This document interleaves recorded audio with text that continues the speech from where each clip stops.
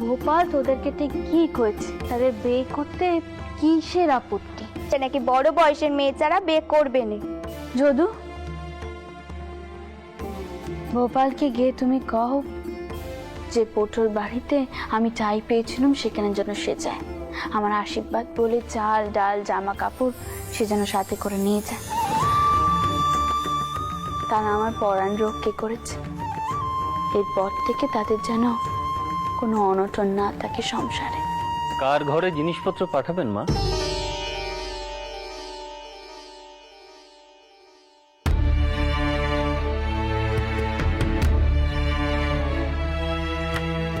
যারা আমার পরাণ রক্ষে করেছে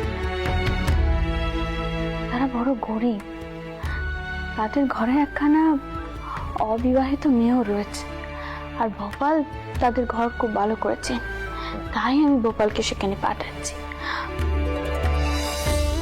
মথুর, এসে থেকে দেখছি তুমি বড় চুপচাপ।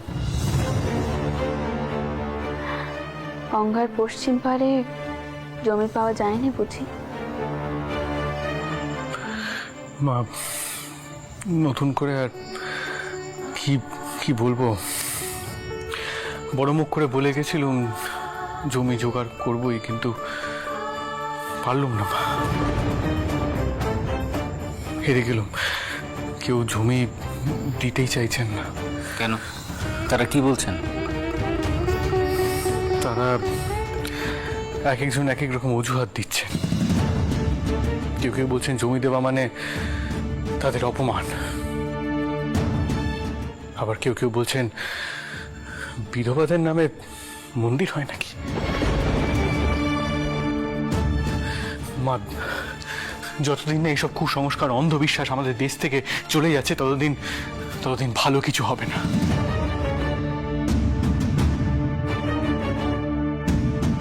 কইলে যে হবে না মতো, হয়তো মাকে প্রতিজ্ঞা করেছি আমি কিছুতেই দুর্বল হয়ে পড়বো না, মন্দির প্রতিষ্ঠা আমি করবই।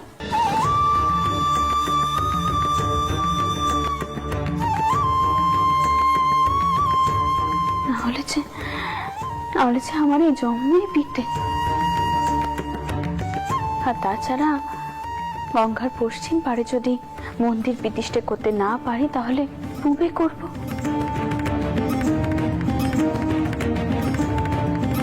পূব পশ্চিমের কি আছে, সব জায়গায় পবিত্র। আর রামকুমার টাও তো সেই কথাই কয়েছে।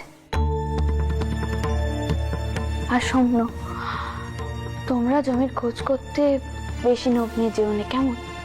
তাহলে বাউনরা আপত্তি জানাতে পারে। কিন্তু মা, লোক জানাজানি তো হবেই। আপনি যখনই জমির খুঁজে লোক লস্কর পাঠাবেন তখন তো সবাই এমনিতেই জেনে যাবে, তাই না? গোপনে তো কিছু হবে না। ঠিকই কয়েছে বাবা, আমি সেখানে একা যাব, আর সাথে অল্প কিছু নেটে নিয়ে যাব। গঙ্গার পূব পারে এক জমিদার রয়েছে, বলরাম ঘোষ নাম। তোমাদের বাবা মশাই খুব কাছের মানুষ ছিলেন তিনি, অতি সজ্জন ব্যক্তি। তোমরা তেনার কাছে খবর পাঠাও। আমি কাল সন্ধেবেলা যাব তেনার কাছে। যদি তিনি জমি দিতে রাজি হন তাহলে তেনার উকিল যেন সব কাগজপত্র তৈরি করে রাখে। আমি জমি কিনে তবেই ফিরব। আপনি কি বলছেন মা? আপনি যাবেন জমি কিনতে? আমরা তো আছি, আমরা যাবো মা। মা, এত কিছুর পরেও তুমি আবার জমি জমা নিয়ে কথাবার্তা কইছো? তুমি কোথাও যাবে না মা, আমি তোমাকে কোথাও আর যেতে দেবো না। শুনছেন? এবারে আপনার একটু ঘরে যান, মাকে এবার একটু বিশ্রাম নিতে দিন। আর সত্যি মা, এত কান্ডি কোটে যাওয়ার পরেও তোমার মাথায় জমি জমা চিন্তা ভাবনা আসছে, কি করে আসছে গো? যদু, তুমি ভোপালকে কে কও সে যেন সব জিনিসপত্র ঠিক জায়গা মতো গিয়ে দিয়ে আসে, বলে যে উনি যান। আর তুমি এবার ঘরে যাও, একটুখানি বিশ্রাম করো, যাও।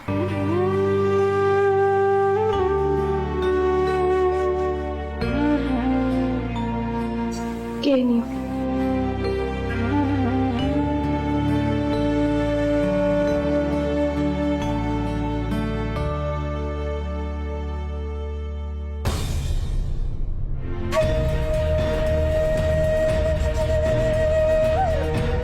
মনে হচ্ছে মা মনে মনে অন্য কিছু ভাবছেন। এত সহজে হাল ছেড়ে দেবার মানুষ তো তিনি নন।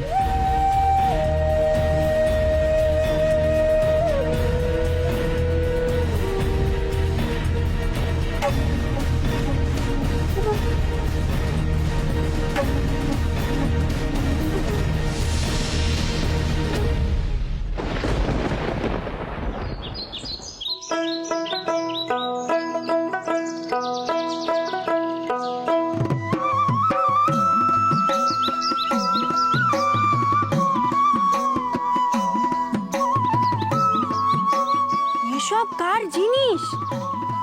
আর তোমরাই বা কারা? এত জিনিসপত্র সব আমাদের ঘরে নিয়ে এলে কেন গো? আগে জানবাজারে রানীমা পাঠালেন গো দিদ ঠাকুরন। চাপা দিতে ওদের বলো সবকিছু ভেতরে নিয়ে যেতে। দিদমা তো ভালোবেসে পাঠিয়েছেন। আর হ্যাঁ, ওদের এটাও বলে দিও যে দিদমা বলে দিয়েছেন ভবিষ্যতে কোনো কিছুর প্রয়োজন হলে যেন সংকোচ টঙ্কোচ না করে সরাসরি জানবাজারে যোগাযোগ করে। কেমন? কি দিদ ঠাকুরন? শুনলে তো দিদ ঠাকুরন, তোমাদের আর কোনো দুঃখ থাকবে না। জিনিসপত্র নিয়ে আমার আর কি হবে গো দিদি? দিদমার যতটুকু সেবা যত্ন করতে পেরেছি এই আমার জন্য ঢের। আর আমার কিচ্ছু চাই না। আর তাছাড়া দিদমা দয়া করে যা সব পাঠিয়েছে এই দিয়ে আমাদের বছর চলে যাবে। আরে বাবা, দুটি তো পড়ান, বাপ আর বেটি, কত আর খাবো? তুমি বরং দিদমাকে আমার পেন নাম জানিও। আর কর্তাদের কও একটু বসতে, আমি ডাব কেটে এনে দিচ্ছি, একটু করে যেন মুখে দেয়। আরে কি করছো? বলি তোমার মাথা গেছে নাকি গো? তেনারা কত বড় ঘরে বেটা জানো, সব রাজার মতো থাকেন। আর তুমি কিনা তাদের কইছো এখানে বসে ডাব খেতে? খাবেন না? আমার বড় ভুল হয়ে গেছে গো। আমি এক কাজ করি, দিদমার জন্য কটা ডাব পাঠিয়ে দিই। আগের বারে সে দুধ খেয়েছিলেন, ডাবও নিশ্চয়ই খাবেন। একটু ডাব খেয়েই যাই বরং। তুমি কি বলো দাদা? আমার এখন অনেক কাজ পড়ে আছে দারিকা, তুই বরং থাক, ডাব খেয়ে আয়, আমি এগোই। বলছি দাদা, ও এতবার করে বলছে, কিছু মুখে না দিয়ে গেলে কিছু মনে করবে না? দারিকা, মেয়েটা বড্ড বেশি কথা বলে। এখন ডাব খেতে বসলে এক গাদা কথা বলবে, সময় নষ্ট হবে। তুই থাক না, একজন খেলেই হবে, ওরা কিছু মনে করবে না। আমি না গেলে বাবা মশাই আবার অসুবিধায় পড়বে। চাপা দিদি, ওদের বলো সব জিনিসপত্র ভালো করে তুলে গুছিয়ে রাখতে, নইলে দিদমা আবার নানা রকম প্রশ্ন করবে। আমি চলি, আমার তাড়া আছে। ও চাপা দিদি, আর কতক্ষণ অপেক্ষা করব? আমি কিন্তু ডাব খেয়েই বাড়ি যাব। দেখেছো খান্ডি, আমি এখানে হাঁ করে দাঁড়িয়ে রয়েছি, আমি যাব আর ডাব কেটে আনবো।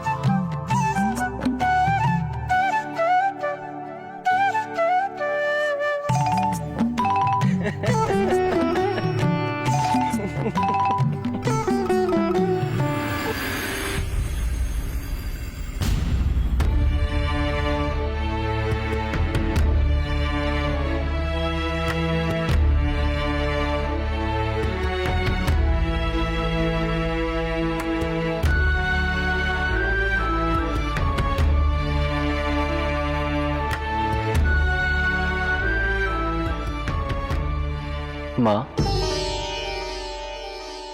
আপনি দলিলপত্র সব সই করছেন, কাগজপত্র সাথে নিচ্ছেন, আপনি বলরাম ঘোষ মহাশয়ের কাছে যাচ্ছেন তাই না? মথুর, এখানে দলিলপত্রে সব সই সাবুত করা রইল।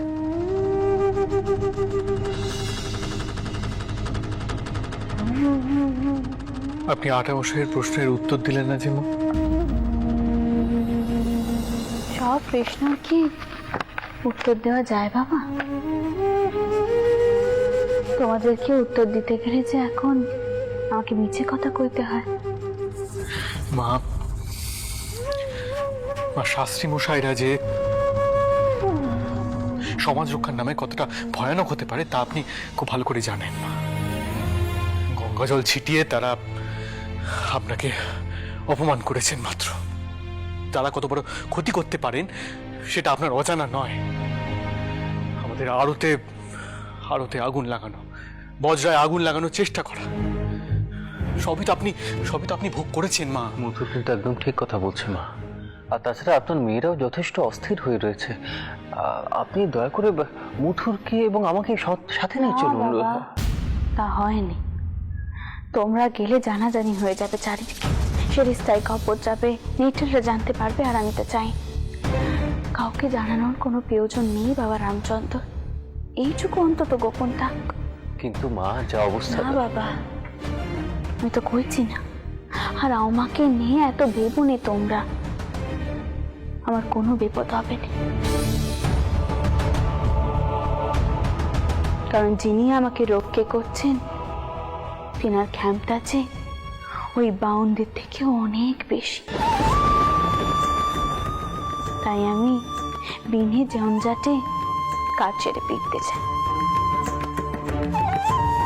বলরাম বাবুর কাছে আমি এখানে পত্র পাঠিয়েছি, শুধু তোমরা কাউকে কিছু কইতে চেও না, তাহলেই কার্য সিদ্ধি হবে।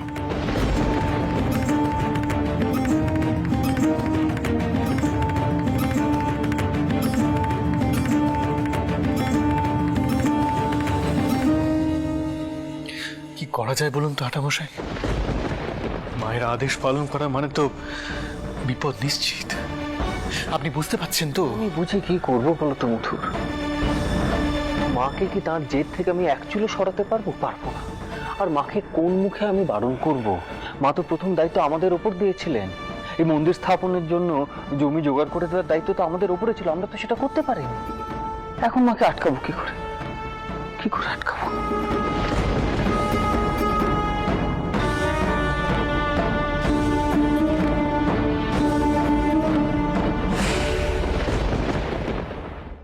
सर्वेषां शान्ति भवतु, सर्वेषां स्वस्ति भवतु, सर्वेषां पूर्णं भवतु, सर्वेषां मङ्गलं भवतु।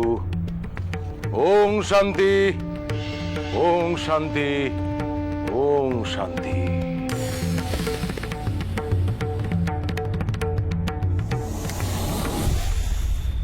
শাস্ত্রীমশাই, কি সংবাদ সুকুমার? তোমাকে এমন অস্থির লাগছে কেন? আগে সংবাদ আছে। ও, তোমার সঙ্গে পরিচয় করে দিই। ও শ্রীজীব তর্করত্ন, আমার শিষ্য। আজই এই আশ্রমে এসেছে। বেদজ্ঞান, উপনিষদের জ্ঞান ওর খুবই প্রখর। তুমি ওর সম্মুখে সব কথা আমাকে বলতে পারো। বলো, কি ঘটেছে? আগে সেই জানবাজারের রানীমার কথাই বলছিলাম। ব্রাহ্মণরা তাদের ঘরকে ত্যাগ করেছে, মন্দিরেও তাকে ঢুকতে দিলাম না, অথচ তিনি তার জেদ থেকে সরছেন না। এখন শুনলাম উনি নাকি গোপনে গঙ্গার পূর্ব পারে জমি দেখতে যাচ্ছে। একবার ভাবুন তার স্পর্ধাখানা। একথা শুনে আমি সত্যি স্তম্ভিত হয়ে যাচ্ছি। এত স্পর্ধা তার হয় কি করে? এভাবে সমাজটা চললে তো সমাজটা একদিন অবক্ষয়ের পথে এগিয়ে যাবে। শ্রীজীব, গুরুদেব, শোনো।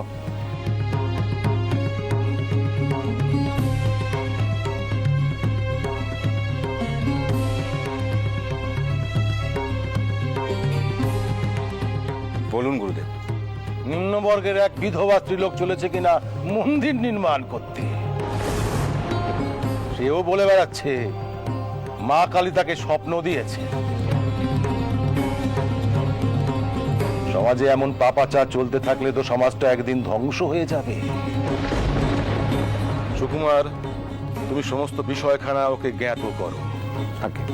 শোনো শ্রীজীব, যে কোনো মূল্যেই পাপাচার বন্ধ করতেই হবে। আপনি নিশ্চিন্তে থাকুন গুরুদেব, আপনার বিধান অমান্য করার সাহস স্পর্ধা কারোর হবে না। আমি তো কোনো বিধান দিচ্ছি না, শাস্ত্র বচন উল্লেখ করছি মাত্র। সুকুমার, তুমি সম্পূর্ণ বিষয়টা ভালো করে শ্রীজীবকে বুঝিয়ে দাও, আর তুমি খোঁজ নাও ওই মহিলা গঙ্গার পূর্ব পারে কোথায় যাচ্ছে জমির সন্ধানে। আগে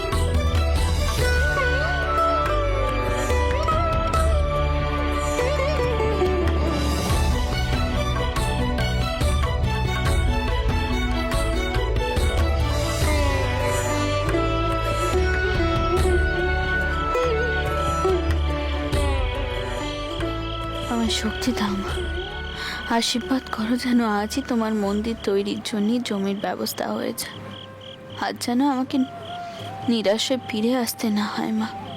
দেখো তুমি কৃপা করো মা, কৃপা করো।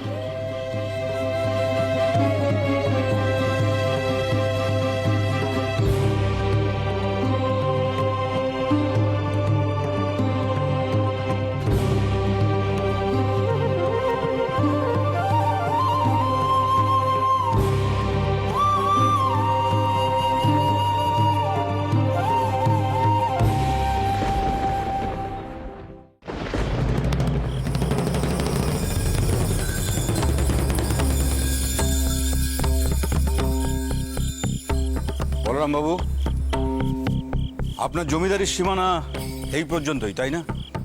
আগে হ্যাঁ তর্করত্ন মশাই, তর্করত্ন মশাই, আপনি যদি আরেকবার ভেবে দেখেন, যিনি আসছেন তিনি একজন অসহায় নারী, তাই বিধবা, তার স্বামী একজন সজ্জন ব্যক্তি ছিলেন। আমি আমি তার কাছে উপকৃত বটে। তর্করত্ন মশাই, আমি যে শাস্ত্রী মশাইয়ের বিধান মানব না সে কথা কিন্তু একবারও বলছি না। আমি কখনোই বলছি না যে আমি জমি দেব, আর সেই বিষয়ে আমি একেবারে নিশ্চিত। তাহলে তাহলে রানীমার অকারণে ক্ষতি করে লাভ কি বলুন তর্করত্ন মশাই? দেখুন, তাঁরা আমার এলাকায় প্রথমবার আসবেন, আর এখানে এসে তার যদি কোনো ক্ষতি হয় আমি সারা জীবন আমার কাছে অপরাধী হয়ে থাকব। তিনি আমার একজন সম্মানীয় অতিথি বটে, আর এই সম্মানীয় অতিথির যদি কোনো... মশাই, আপনার কি ধারণা আমরা নৃশংস, আমরা খুনি? ছি ছি ছি ছি, একই কথা বলছেন আপনি? এ কথা শোনা তো পাপ। আপনারা হচ্ছেন ব্রাহ্মণ, আপনারা ব্রাহ্মণ শ্রেষ্ঠ।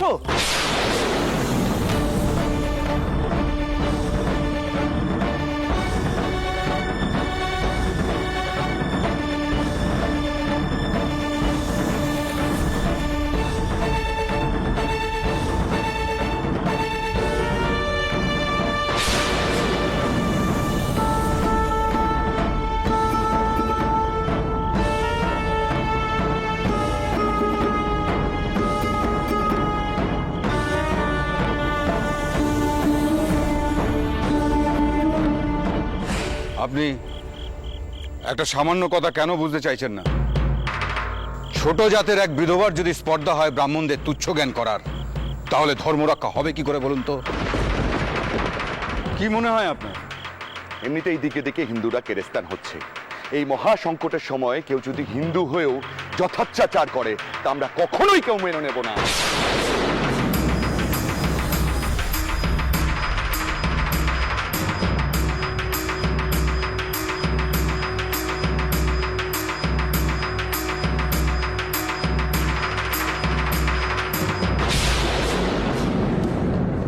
এই দাঁড়াও।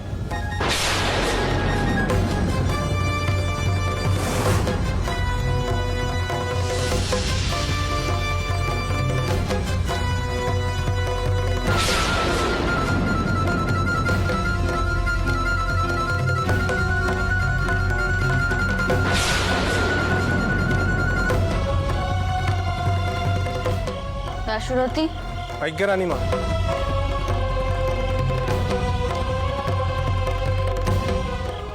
সমুখ এই ঘোষমশায় জমিদারি সীমানা।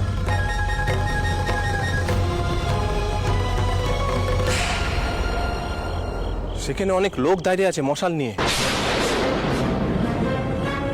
আমরা কি আর এগোবো না ফিরে যাবো রানীমা? আমি যে কাজ করতে এসেছি সেই কাজ সম্পূর্ণ না করে আমি ফিরে যাব না। পালকি এগো।